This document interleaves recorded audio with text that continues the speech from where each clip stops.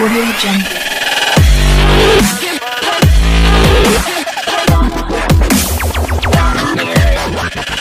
Audio Jungle. US President Donald Trump has raised the pressure on Iran on the day Tehran says it was suspending some commitments to a landmark nuclear agreement. Mr. Trump signed an executive order imposing sanctions on Iran's metals industry, its second biggest export earner after oil. But he also said he hoped to meet Iran's leaders to work out a deal. Iran's move to curb compliance with the 2015 international deal is an apparent bid to thwart the US sanctions policy. The UK, France and Germany, the Western parties to the agreement, warned Iran not to abandon the accord. They criticized Iran's unwelcome step and said they could only continue supporting the deal if Iran stuck to its commitments. The 2015 accord was intended to curb Iran's nuclear ambitions in return for relief from sanctions. What has Mr. Trump said? It was mostly stick, although there was some carrot, and it came on the anniversary of the US pulling out of the 2015 international agreement, which Mr. Trump has always fiercely opposed. The president said today's action targets Iran's revenue from the export of industrial metals, 10% of its export economy, and puts other nations on notice that allowing Iranian steel and other metals into your ports will no longer be tolerated. He added, Tehran can expect further actions unless it fundamentally alters its conduct. The sanctions cover iron, steel, aluminium, and copper.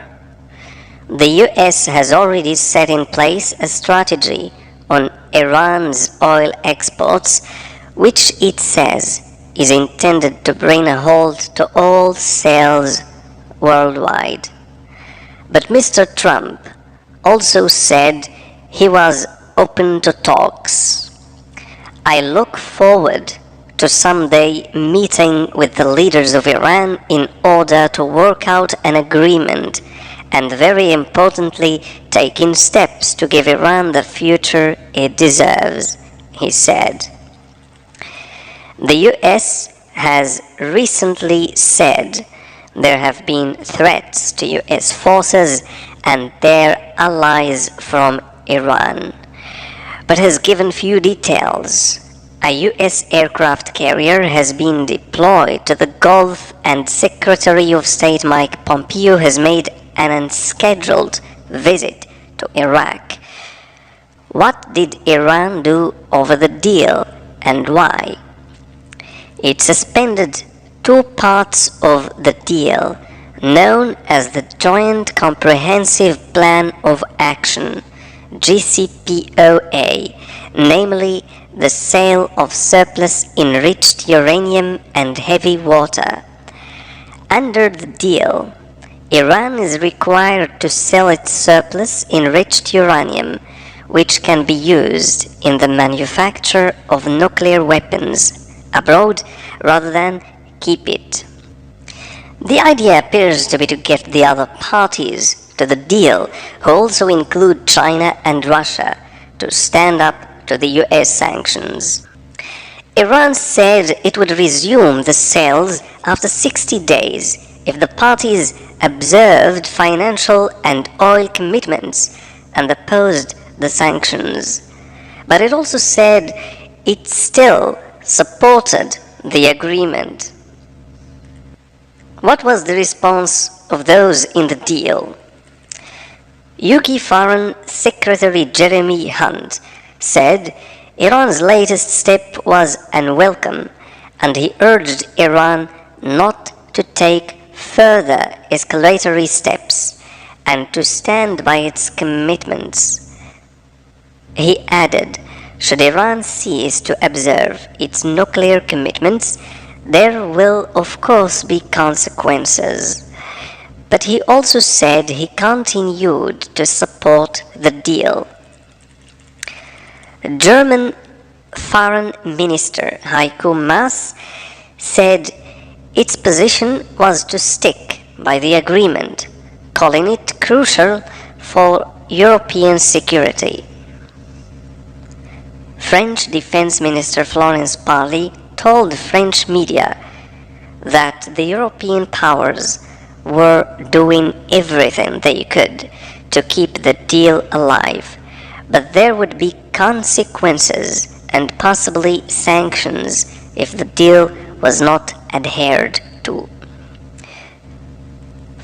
Russian Foreign Minister Sergei Lavrov urged all of the remaining parties to fulfill their obligations and said that Western participants were trying to divert attention from their inability to do so. China said it resolutely opposes unilateral US sanctions against Iran and called for strengthened dialogue.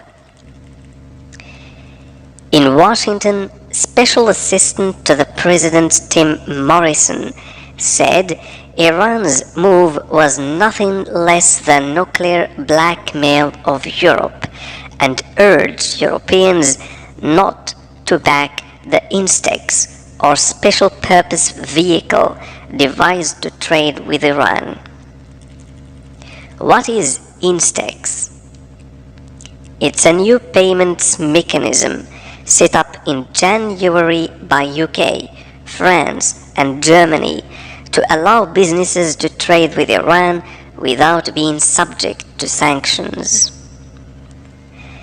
It is supposed to focus on legitimate trade in goods where the immediate need of the Iranian people is greatest.